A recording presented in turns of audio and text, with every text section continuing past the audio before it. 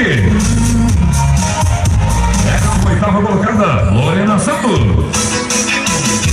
17ª, Eliane Jacobi. 16ª, Camila Carolina. 15ª, Lidiane Maciato. 14ª, Mariana Maria. 13ª, Maria Eduarda Brandão.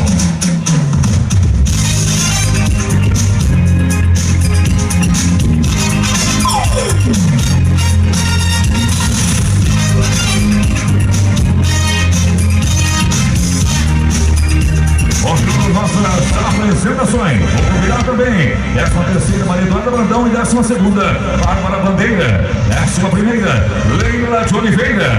10ª colocada, Graciele Oliveira. 9ª, Mariana Amorim. 8ª, Brenda Zapoato.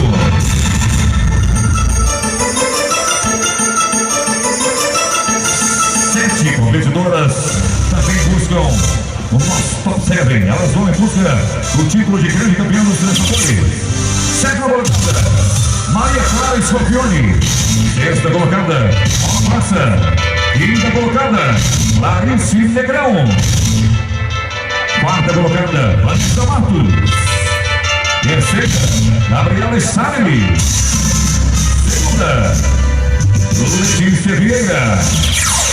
Ela começou a ser batida na final dos Três Tambores. A líder está no grupo, Maria Fernanda Luzieri.